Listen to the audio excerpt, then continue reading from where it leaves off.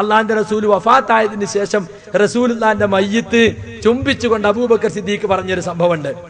നബി സല്ലല്ലാഹു അലൈഹി വസല്ലമ തങ്ങൾ വഫാത്തായപ്പോൾ നബി സല്ലല്ലാഹു അലൈഹി വസല്ലമ തങ്ങളുടെ മയ്യിത്ത് കിടത്തിയ സ്ഥലത്ത് മഹാനായ സയ്യിദുനാ സിദ്ദീഖ് റളിയല്ലാഹു അൻഹു വന്ന് മുഖത്തിട്ട തുണിയൊന്ന് നീക്കിയിട്ട് മുഖമൊന്ന് ചുംബിച്ചിട്ട് കരഞ്ഞുകൊണ്ട് തല ഉയർത്തിയിട്ട് അതാ വിളിക്കുന്നു, ബി അബീ അൻത വ ഉമ്മീ യാ നബിയല്ലാഹ്,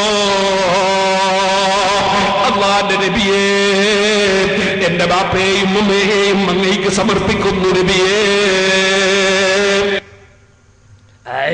റസൂലുള്ളാഹിനെ വിളിച്ച് സഹായം തേടുകയാണേ. മരിച്ചെടുക്കണ ആളെ നോക്കിയിട്ട് നമ്മൾ എന്തൊക്കെ പറയലുണ്ട് അല്ലേ? ബാപ്പാ, നിങ്ങൾ മരിച്ചല്ലോ, ഞങ്ങളെ വിട്ട് പിരിഞ്ഞല്ലോ, ഈ മക്കൾക്ക് ഇനി ആരാണ്? നിങ്ങൾ ഇത്ര പെട്ടെന്ന് മരിക്കുന്നു ഞങ്ങൾ വിചാരിച്ചിട്ടില്ലല്ലോ.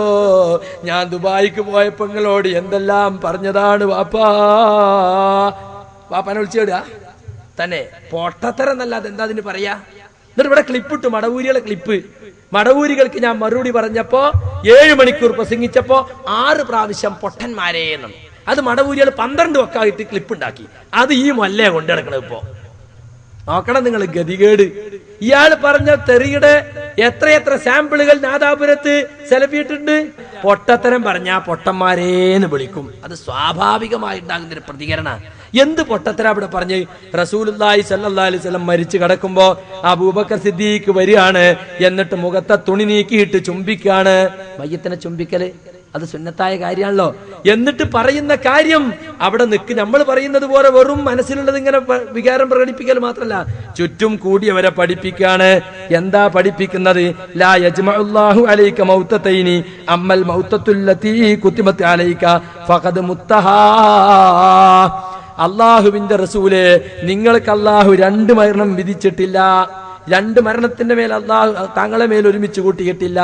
അള്ളാഹു താങ്കൾക്ക് നിശ്ചയിച്ച മരണം ഇതാ, താങ്കൾ മരിച്ചിരിക്കുന്നു. അവൻ നബി വിചാരിച്ച് 2 മരണം ഉണ്ടാവും. അബൂബക്കർ പറഞ്ഞു നന്നായിട്ട് എപ്പോഴാണ് എനിക്ക് മനസ്സിലായത് 1 മരണേ ഉണ്ടാവുള്ളൂ എന്ന്. അങ്ങനെ റസൂല് പ്രതികരിച്ചോ? മരിച്ചു കിടക്കുന്ന റസൂലിനോട് പറയല്ലത്, റസൂല് കേൾക്കുന്നു വിചാരിച്ചിട്ടുമല്ല. പിന്നെയോ കൂടി നിൽക്കുന്നവരെ വിഷയം പഠിപ്പിക്കാനാണ്. ഇബ്രാഹിം എന്ന റസൂലിന്റെ കുട്ടി മരിച്ചപ്പോ കുട്ടിയുടെ മയ്യത്ത് നോക്കി റസൂല് പറഞ്ഞത് ആ ബുഖാരി റിപ്പോർട്ട് ചെയ്തിട്ടുണ്ട്. യാ ഇബ്രാഹിം ഇന്നാ ബിഫിറാഖിക ലമഹ്സൂനൂൻ. ഇബ്രാഹിമേ, നിന്റെ വേർപാടിൽ ഞങ്ങൾ ദുഃഖിതരാണ്. ഇബ്രാഹിം എന്ന കുട്ടി കേൾക്കുന്നു വിചാരിച്ചിട്ടാ? 8ഉം പൊട്ടും തിരിയാത്ത കുട്ടിക്ക് ഇത് തിരിയോ? ഇനി പേരോട് എന്നിട്ട് കേൾക്കും 8 നൈലുണ്ടോ, പൊട്ട് നൈലുണ്ടോ?